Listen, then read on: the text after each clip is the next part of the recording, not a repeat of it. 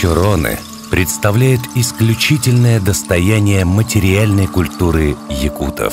Таких сосудов нет ни у одного другого народа в мире. Академик Алексей Павлович Окладников.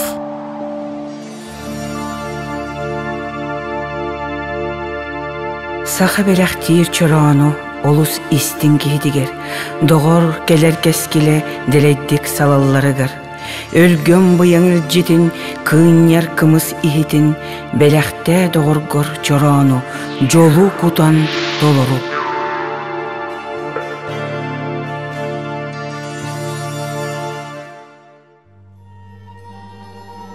Говорят, когда человек спустился с высокого бессмертного неба по велению Создателя на грешную землю, он был снабжен силой разума. Вместе с тем, чтобы в срединном мире человек прожил жизнь счастливо, он был одарен невидимым, таинственным чувством красоты. С тех самых пор она является единственной спасительной, самой могучей силой в сотнях своих проявлений под названием красота. Издавна у народа Саха главным праздником был и остается Исех.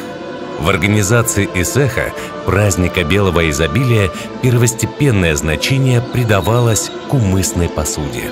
Наши предки, вознося чорон с кумысом к небесам, просили у светлых божеств Айы благословения для всего народа. Чорон на протяжении многих столетий наделялся сакральными значениями. Это не просто сосуд, а явление материальной и духовной жизни народа.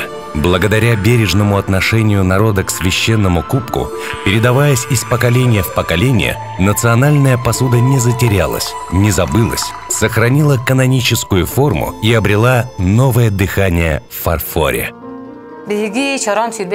Наша компания «Чорон 21 век» на протяжении 15 лет вносит свой вклад в развитие Республики Саха-Якутия. Совместно с народными мастерами, художниками, многими талантливыми людьми мы делаем подарки якутянам и гостям республики. Быть первыми в использовании нового материала не так-то просто. Изучаем историю, много вопросов по использованию орнаментов цветового решения.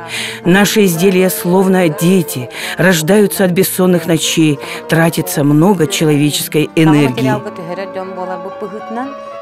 Придерживаясь древних традиций, следуем новому пути развития. Талант и мысли единомышленников вдохнули в чорон новую жизнь. Об этом наш фильм.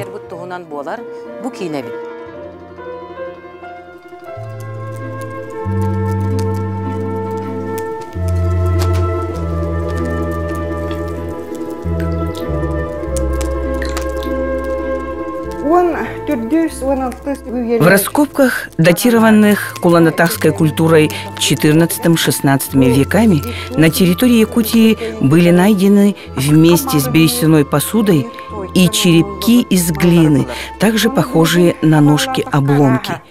Прообраз чорона имел круглую яйцевидную форму с 3 ножками. Научно доказано, что изделия, похожие на чороны, были у скифов-хуннов. Со времен неолита в Китае был бронзовый трипод, его называли ли. Использовался он в ритуальных целях, когда люди просили у природы благополучия, процветания и богатства. С тех пор сосуд распространился в Центральной Азии, Южной Сибири, Забайкалье и пришел в Якутию. Как мы знаем, чорон также носит ритуальный характер. Во время Исеха наши предки просили благословения светлых духов Аи. Таким образом, выходит, что глиняный чорон появился раньше и стал праматерью деревянного.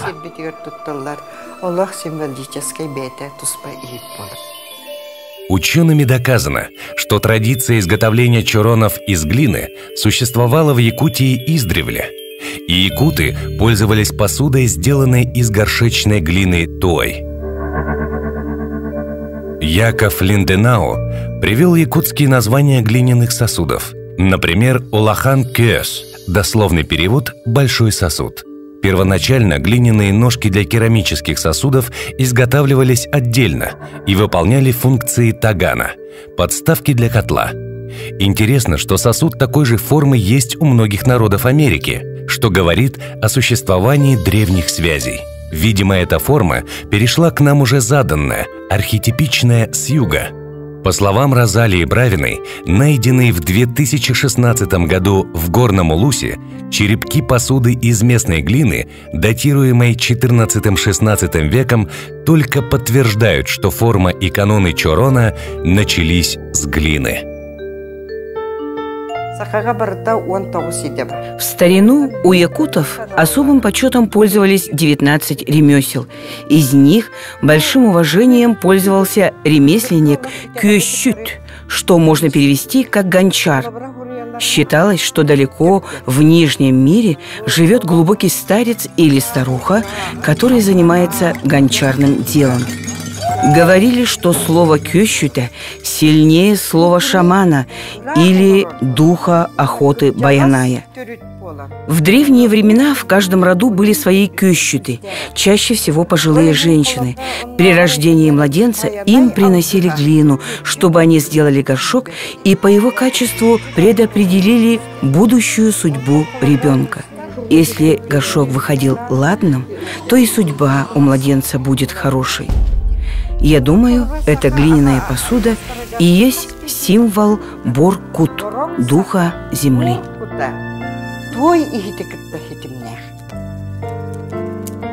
В те давние времена добыча глины, технология изготовления посуды была настолько несовершенна, что такая утварь часто протекала, поэтому впоследствии ее вытесняла резная деревянная.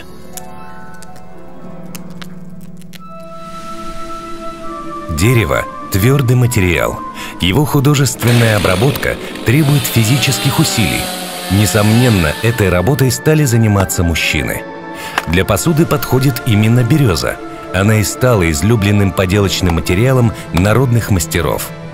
Перед созданием чорона мастер произносит алгыс, разговаривает с березой. Это делается осенью, когда дерево на зиму избавилось от влаги, чтобы оно в дальнейшем быстро просушилось в руках мастера.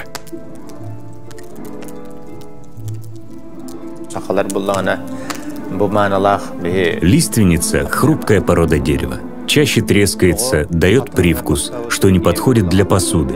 Поэтому мастера предпочитают березу за ее податливость в работе. А когда изделие полностью просушится, пропитается маслом, то становится очень крепким, как камень.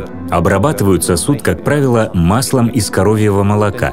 Оно хорошо впитывается в чурон и не дает привкуса. Напротив, пища становится приятной на вкус. Секрет мастеров в том, что масло нужно разогреть и равномерно наносить в несколько слоев, образуя тем самым необходимое скольжение. Для молочной продукции самая подходящая порода дерева.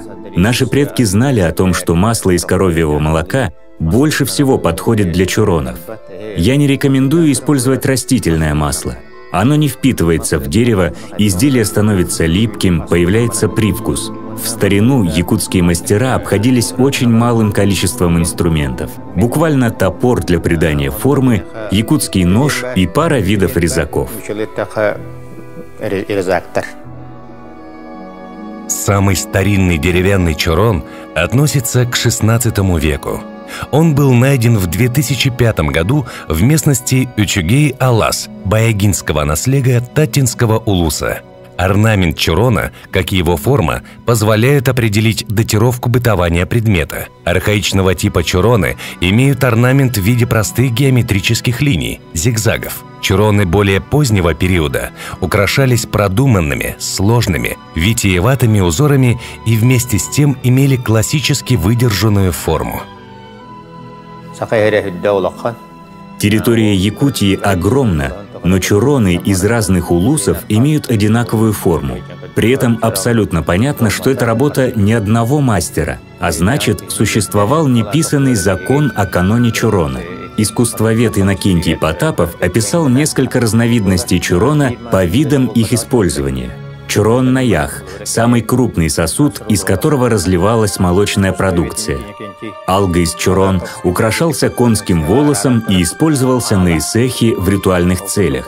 При замужестве молодой девушке изготавливали специальный чурон. Его украшали узором в виде женских сережек. А самый маленький чурон, белкей, предназначен для малышей. К вопросу о 3 ножках чурона. Как бы это ни было парадоксально, 3 ножки устойчивее 4. И об этом прекрасно знали наши предки. Ножки чуронов в архаическую пору уподоблялись лошадиным ногам. К сожалению, все меньше остается мастеров, которые знают всю технологию изготовления деревянных чуронов. Нужно возродить эти знания и обучать молодежь.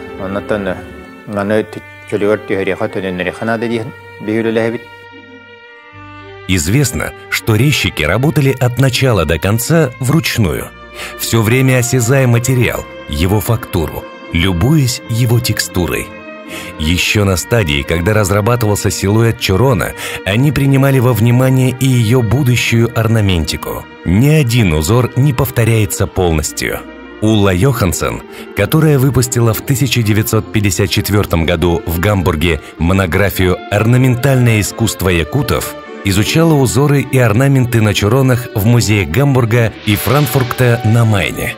К слову сказать, многие чуроны экспонируются во многих музеях, в Эрмитаже, в коллекции Копенгагенского национального музея и так далее. Еще в далеком 1867 году Якутия приняла участие в этнографической выставке в Москве. После этого в 1900 году Нью-Йоркский музей естественной истории для изучения культурно-исторических связей между народами Северо-Восточной Азии и Северо-Западной Америки снарядил экспедицию. В ней принял участие ученый Йохельсон. Он собрал богатую якутскую коллекцию. Такой, по его словам, нет ни в одном европейском и даже русском музее.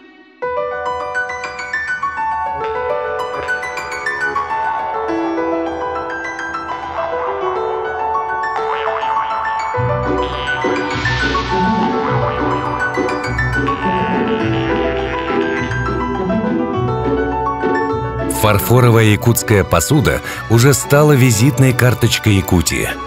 Первый в республике художник-керамист Николай Шарапов окончил Строгановское художественное училище в Москве.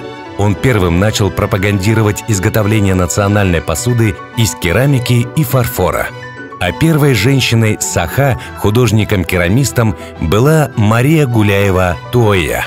Но именно благодаря фирме «Чорон 21 век» давно забытая техника производства посуды вернулась в усовершенствованном виде и в производственных масштабах. История «Чурон 21 век» началась с 2001 года.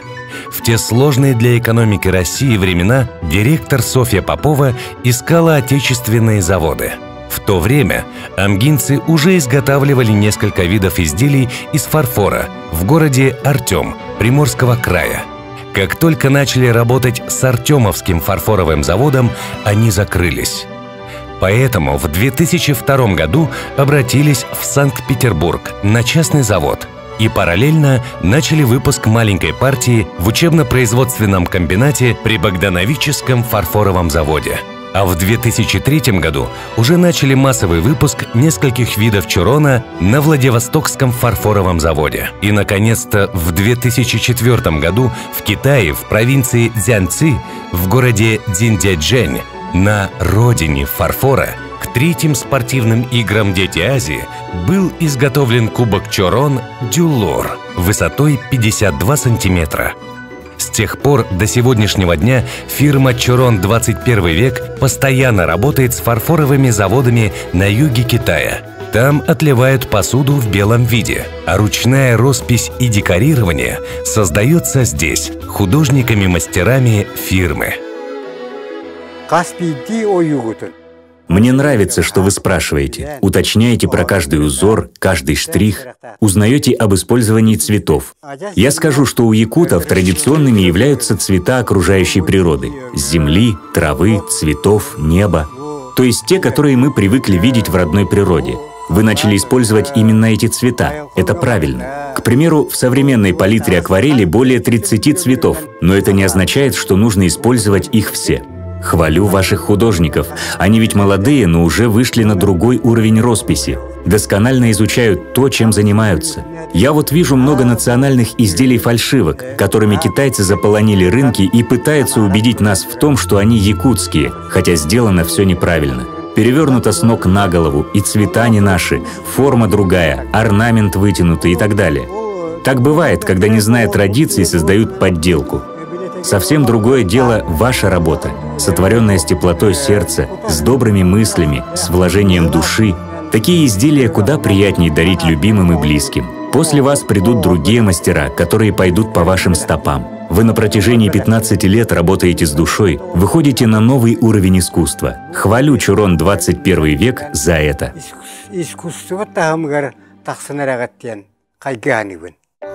Используя новый метод шелкографии, предприятие решило возобновить производство в более широких масштабах и существенно снизить цену на продукцию.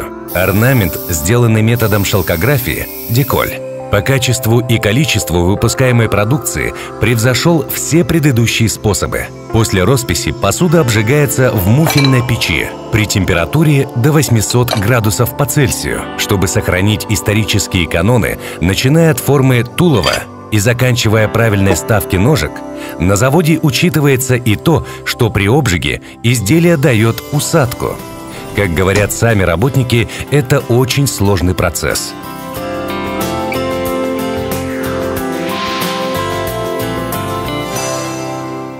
Глину на горшки той якуты тщательно разыскивали в горных долинах. Выбор глины в большинстве своем зависел от цвета. Лучшей считалась глина желтого цвета наподобие масла. Существовало и своеобразное вкусовое тестирование. Так, при нахождении глины ее дегустировали. Сладкая на вкус была признаком хорошего качества. В мастерской Чорон 21 век трудится мастер на все руки, керамист-гончар из Ташкента Мухиддин Набиев. Он работает с местной глиной, делает разные фигурки, статуэтки, магнитики, птиц, рыб, обереги и многое другое. Все вручную. Со дня основания фирмы Чорон 21 век прошло уже 15 лет. Гордостью фирмы являются эксклюзивные изделия, выполненные к знаменательным датам. Чорон Джуллор к играм «Дети Азии» 2004 года. Метровый Чорон Олонхо, в то время, когда ЮНЕСКО признала Олонхо нематериальным культурным наследием. Чорон с Орденом Победы к 60-летию Победы в Великой Отечественной войне. Сувенирные фигурки Чисхан, Чолбон, Джегегей, персонажи Олонхо и так далее. Чорон 21 век – обладатель дипломов за продукцию высокого качества, за оригинальный дизайн, золотой медали в межрегиональном конкурсе «Лучшие товары и услуги Дальнего Востока». Самое дорогое для Чорон 21 век – народное признание, ради которого и стараются, вкладывают все свое умение, любовь в работу. Чорон имеет форму, напоминающую женскую фигуру, символ продолжения рода. У него мягкие формы. Это указывает на мягкость и доброту национального характера. С древних времен наши предки сохранили священный кубок Чорон. Он нас оберегает, изгоняет беды, связан с луной, солнцем и небом. У Чорона есть дух. Я советую хорошо ухаживать за якутской посудой и хранить в почетных местах. Обрабатывать деревянную посуду маслом. Именно из такой посуды наши предки, прошедшие тяготы жизни, питались и брали силы жить, любить и творить. Благодаря их отважному труду, тяге к жизни, красоте, живет и благоденствует новое поколение якутов. Мы должны быть благодарны за это им. Время течет, меняется. На смену деревянной посуде пришла фарфоровая. Нужно жить и меняться, так же, как и наша природа, обладающая всеми 4 сезонами. Я думаю, каждый человек, который соприкоснулся к якутскому чорону, получил благословение, очищение и выздоровление. Чорон стал связующим народы мира сосудом.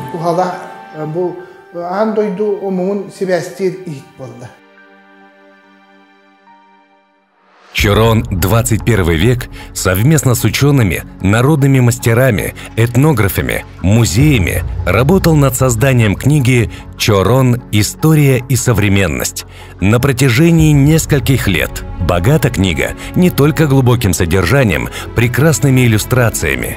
Надо сказать, что обложка полностью копирует орнамент старинного Чорона. Первый выпуск вышел в 2013 году. Сейчас ведется работа над вторым, дополненным изданием. Книга поможет сохранить традиции, ею интересуются не только якуты. Благодаря ей другие национальности знакомятся с якутской культурой. Связь поколений, почитание Чорона отслеживается везде. В архитектуре и дизайне, ювелирных украшениях, одежде, посуде и в быту. Живет тот народ, который чтит и хранит традиции предков. Эта черта является национальной у народа Саха. Благодаря Чорон 21 век каждая семья может позволить себе украсить стол национальной посудой. Надо сказать, что фарфоровая национальная посуда соответствует всем санитарно-гигиеническим нормам. И именно в такой посуде должны сервироваться якутские национальные блюда. Время движется. Нужно идти в ногу с ним. В названии предприятия есть слова «21 век». Все это не зря. Всесторонне изучая тему Чорона, мы узнали, что у якутов была глиняная посуда. А теперь мы с помощью наших китайских партнеров совершили исторический виток. Дарим миру качественную, выполненную по всем канонам фарфоровую якутскую посуду. Отрадно видеть, что якутяне стали ценить ручной труд. Я бесконечно благодарна своим сотрудникам и мастерам за то тепло и душу, которую они вкладывают в работу. Теплота рук наших художников-мастеров входит в каждый дом. Они особенные, талантливые люди. Кажется, будто легко расписывать. Многие приходят, пробуют и уходят. А надолго остаются лишь те художники, кто предан делу, кому близко якутское творчество, у кого душа понимает Чорон.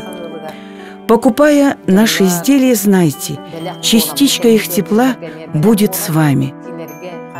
Огромная моя благодарность нашим постоянным консультантам, знатокам традиций Мандар-Ус, Афанасию Лопатину, Василию Протопопову. С их помощью мы доведем до будущих поколений свои знания. В сознании все еще есть такое, что Чорон непременно должен быть из дерева. Но увидев красоту и изящество получившегося из фарфора современного Чорона, народ понял и осознал, что из этого материала получается шедевр. Традиционность формы остается неизменной. Чорон 21 век заключил договор с Якутским колледжем технологий и дизайна. Ребята у нас учатся ремеслу керамиста. В последнее время теряются знания по технологии изготовления деревянных чоронов. В наших планах возродить и ее при помощи курсов и мастер-классов от народных умельцев. И это будет бесплатным для населения. Наша продукция проходит сертификацию, лабораторное исследование, мы оплачиваем налоги, но по цене ее может перебить подделка, изготовленная кустарным способом из некачественного фарфора. Я призываю вас быть внимательными и избегать такой продукции, и ни в коем случае не кушать из посуды со сколами. Лучше сразу выбросить такую вещь. Сейчас в Китае очень развито вторичное производство, в котором добавляют в состав и пластик, и стекло, все что угодно. А это очень вредно для здоровья. Берегите себя и близких.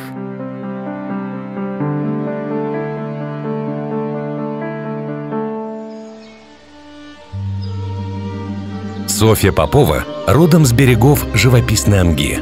Поистине человек, рожденный на столь красивой и благодатной земле, впитал всю красоту, душевную силу своей родины. Она часто гостит в своем родном селе Битюнцы, взяла шефство над садиком Мичар, где работала ее мама, куда сама ходила малышкой.